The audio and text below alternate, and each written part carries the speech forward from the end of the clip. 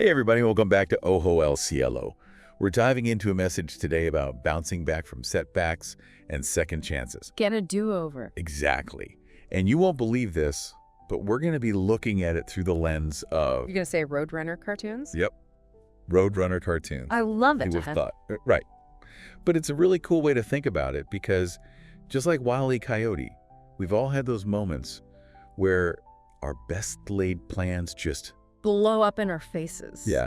And you know what? The message starts off by saying that everybody fails. We all fail. It's just, it's a universal experience. It's like nobody gets through life without messing up. Yeah. Sometimes small stuff. Sometimes it's like major facepalm moments that you just want to crawl under a rock and disappear. But no matter the size of the failure, that feeling of falling short is something. What we all have in common. So true. And you know what's really cool about this message is that it uses the story of Simon Peter. Yeah. To show us how failure is not the end of the story. It's not the period, it's the comma. Exactly. You know, Peter the disciple who was like so gung-ho for Jesus and then denied knowing him like 3 times. Yeah, Peter's a good example. I mean, to be fair, he was in a really, really intense situation. I can't imagine the pressure Oh, yeah. that he must have been under. Absolutely. But even in that moment of, epic failure, there's a path towards restoration. And that's what I find so encouraging about this message. It reminds us that, with God, there's always a second chance. It's never too late to turn things around. Right. So let's kind of rewind a little bit and set the scene. Mm-hmm. We're talking about the events surrounding Jesus's crucifixion and resurrection. Right. And this message kind of zooms in on Peter's denial and then his ultimate return to ministry. Yeah, and it starts with this really interesting contrast between Peter. He's the seasoned fisherman. He's out on the Sea of Galilee. He's having a totally unproductive night. Yeah. And then Jesus shows up, and it's like this carpenter showing up, offering what seems like complete or ridiculous advice on how to fish. I mean, you got to admit, it's kind of comical. Like the expert fisherman being shown up by... a carpenter. Right. It is, but here's the thing. Peter actually takes Jesus's advice. He throws the nets exactly where he's told, and bam! They haul in this miraculous catch of fish. Like overflowing with fish. Yeah. And it's this moment where Peter gets a glimpse of who Jesus really is. Talk about a faith booster. Yeah, it's a big one. It really sets the stage for their relationship. But then you fast forward 3 years to the night before Jesus' crucifixion, and we see Peter making these bold declarations, loyalty. He's like, I'll never leave your side. I'll die with you. Yeah. But then just hours later, fear takes over, and he does the exact opposite. Yeah, he totally contradicts himself. It's such a powerful reminder that even the people closest to Jesus, they struggled with doubt and fear. Oh, yeah. It's a real there but for the grace of God go I moment. Absolutely. The message does a really good job of painting this picture of Peter's internal struggle. That this push and pull between his deep love for Jesus and this very real threat to his own safety. He's caught in this awful in-between space. Yeah, he's watching everything unfold from a distance. Right. Like paralyzed almost. And the message says that you can just feel the weight of fear keeping him from getting too close, but at the same time, this shame is preventing him from running away altogether. He's trapped. Yeah, he is. And then comes the really pivotal moment. 3 times, Peter's asked if he knows Jesus, and each time he denies it. Yeah. And as he denies Jesus for that 3rd time, a rooster crows. Talk about timing. Oh, man. And right at that moment, Jesus turns and looks directly at Peter. Chills. Yeah, it gives me chills just thinking about it. The message describes it as this incredibly powerful moment. Not a look of judgment or condemnation, but a look of connection. It's a look that speaks volumes about forgiveness and hope, even in the face of Peter's betrayal. It's like in that one glance, Jesus is saying, I see your pain. I understand your fear, but I still love you. Right. It's a beautiful image of grace. Absolutely. Yeah. But the story doesn't end there. No, it doesn't. The message goes on to say that on the morning of the resurrection, the angel specifically tells the women to go inform Peter that Jesus has risen. That's a good point. It's like God's going out of his way to make sure Peter knows that he's not forgotten, that he's still loved and valued despite his denials. Yeah, it's like this lifeline being tossed to him in the middle of all this chaos. Yeah. And then we get this scene where the disciples, including Peter, they're back out fishing again. And once again, they're catching nothing. They're having another one of those unproductive nights. Yeah, but then a stranger shows up on the shore. And tells them to cast their nets on the right side of the boat. And all of a sudden, their nets are overflowing with fish. It's an echo of that miraculous catch they had with Jesus 3 years earlier. Like a divine reminder. Yeah, a reminder that he's still there. Talk about a deja vu moment. It really is. Yeah. And to make it even more poignant, Jesus is the one who prepares breakfast for them on the shore. And it's not just any breakfast, they're by a fire. Oh, Which, if you remember, is a direct callback to the fire, where Peter denied Jesus just a few days before. yeah, you're right. It's so symbolic. What do you think the symbolism is there? I think it represents both the pain of Peter's betrayal and the warmth of Jesus' forgiveness. That's really good. They're literally and figuratively in the ashes of Peter's failure. Yeah. And yet, Jesus is offering him this nourishment and a chance to start fresh. It's powerful. And then comes the question that pierces straight through Peter's guilt and shame. Yeah. Jesus asks him not once, not twice, but 3 times, "Do you love me?" It's like each time he's asking Peter to reaffirm his love, each time he's offering him forgiveness. It really drives home the point that even in our darkest moments, God's love remains constant. It does. And you know what's really striking about that scene is how it connects back to that rooster crowing. Oh, yeah. Initially, it was a symbol of Peter's failure, but now it's been transformed into a reminder of his restored mission. Every time Peter hears a rooster crow from that point on, it becomes a call to love and serve Jesus. That's beautiful. It's a reminder that God doesn't define us by our failures. He takes those mistakes, those moments of weakness, and he turns them into opportunities for growth and renewal. It's not about condemnation. It's about redemption and transformation. And you know what I find fascinating is how the message brings up this idea of conditioned reflexes to explain how we can get stuck in those cycles of guilt and shame. Oh yeah, that's interesting. Tell me more. It's like those rooster crows can become triggers that send us spiraling back to those painful memories. Yeah. We're like Pavlov's dogs conditioned to react in a certain way. I see what you mean. It's like our brains are wired to associate certain things with those negative feelings, and it can be so hard to break free from that pattern. Right. But the message reminds us that God doesn't operate that way. Yeah. He doesn't hold on to our past sins. He forgives and forgets and offers us a clean slate. So we need to learn to do the same for ourselves. Exactly. We need to break free from those conditioned responses of guilt and embrace the freedom that comes with forgiveness. Letting go of the past and embracing the new. And you know what's crazy? Even when we do manage to forgive ourselves, there are times when those rooster crows still pop up. Like they're lurking in the shadows, waiting to catch us off guard. Exactly. So what do we do? Well, the message has some really practical advice for dealing with those moments. It talks about using those rooster crows as opportunities to reaffirm our love for God and to recommit to following Him. So instead of letting those rooster crows send us spiraling back into guilt and shame, we can actually use them as a springboard. Yeah. To jump right back into God's grace. Exactly. It's like turning those triggers into reminders of His love and forgiveness. It's like saying, okay, I hear you, rooster crow, but you don't have power over me anymore. I'm choosing to focus on God's truth.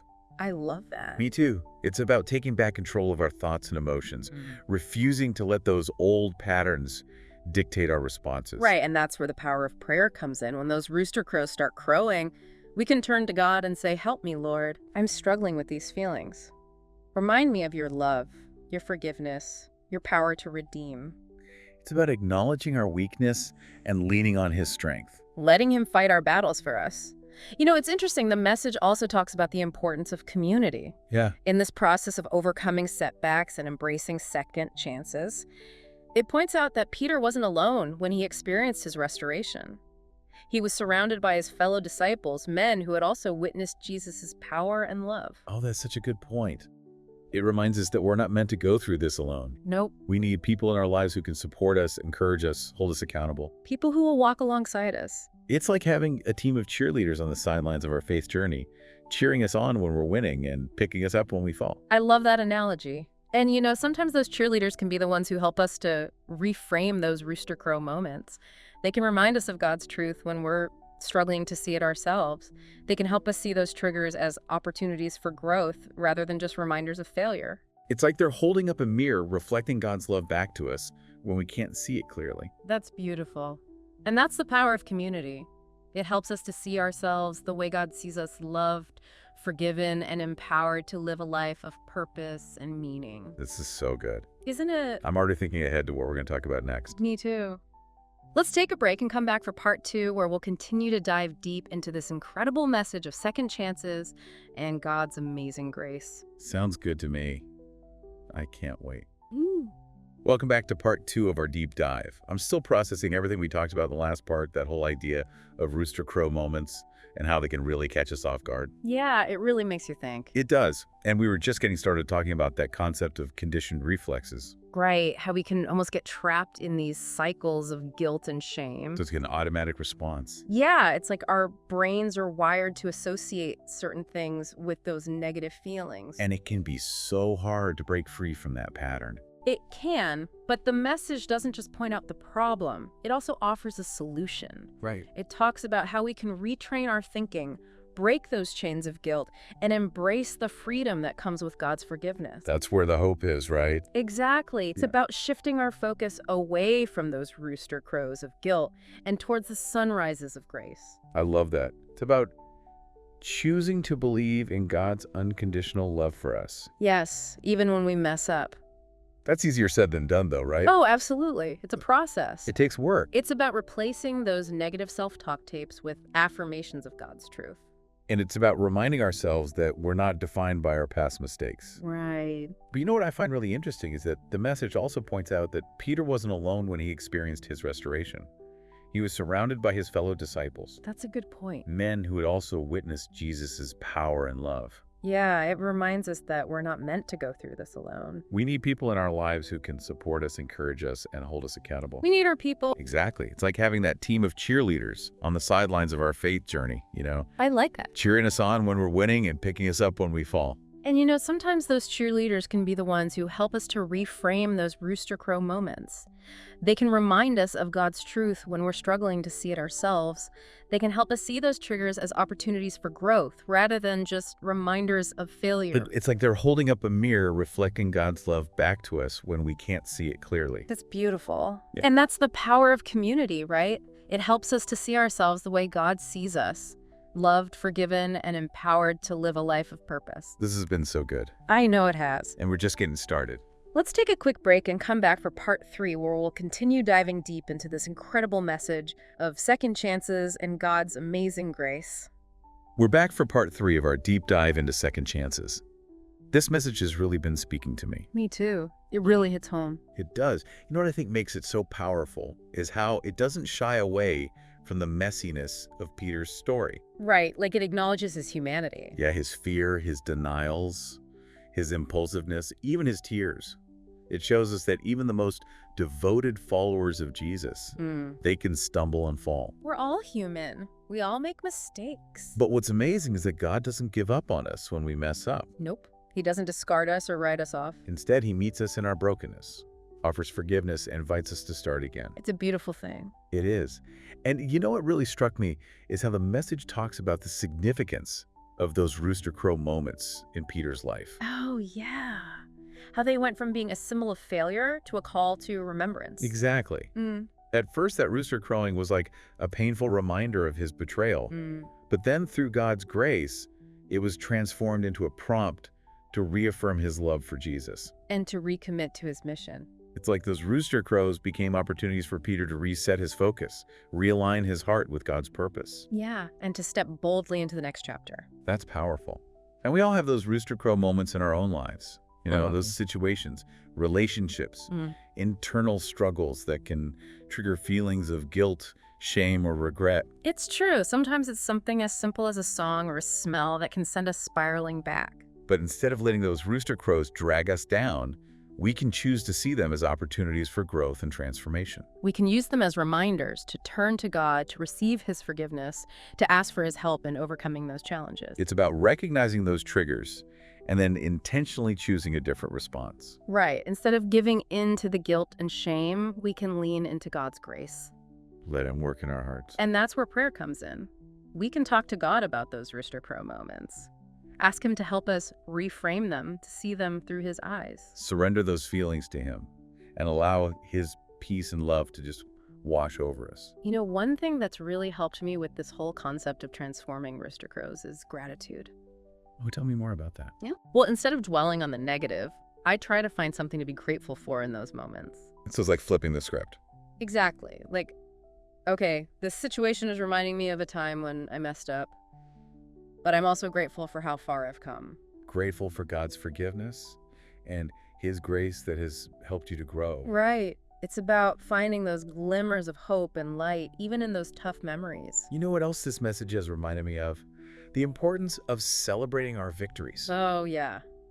Both big and small. Sometimes we can get so focused on our failures that we forget to acknowledge the progress we've made. We forget to celebrate how God has transformed us. It's like we need to give ourselves permission to pat ourselves on the back and say, hey, I did a good job there. I made a healthy choice. I responded with grace instead of anger. I'm learning and growing. Those little victories are important. They are. They're proof that God is working in our lives. And those celebrations, those moments of gratitude, they can actually help to weaken the grip of those rooster crow triggers. So the more we focus on the positive, the less power those negative memories have over us. It's like we're building up this reservoir of grace and resilience. That we can draw on when those challenging moments come. And that's what this whole message is about. Embracing the journey, the ups and downs, the failures and victories. Recognizing that we're all works in progress. And that God is patiently and lovingly molding us into the people He created us to be. It's a message of hope redemption and the incredible power of God's transforming grace. It is. And it's a message I think we all need to hear again and again. It reminds us that we're not alone in this journey. God is with us every step of the way. And His grace is always sufficient. This deep dive has been so encouraging. I agree. It's given me a renewed sense of hope and a deeper understanding of how to deal with those rooster crow moments in my own life. Me too. And I hope our listeners are feeling encouraged and empowered too. Remember, no matter what your past may hold, God's grace is always available. He offers forgiveness, restoration, and a fresh start, so don't be afraid to embrace those second chances. And step boldly into the future He has for you. And as always, we'd love to hear your thoughts and insights down in the comments. Yeah, share your experiences with us. Let us know how this message has impacted you. And if you enjoyed this deep dive, be sure to like this video, subscribe to our channel, and hit that notification bell so you don't miss any future episodes. Thanks for joining us on this journey. Until next time, keep seeking, keep growing, and keep diving deep into the riches of God's grace.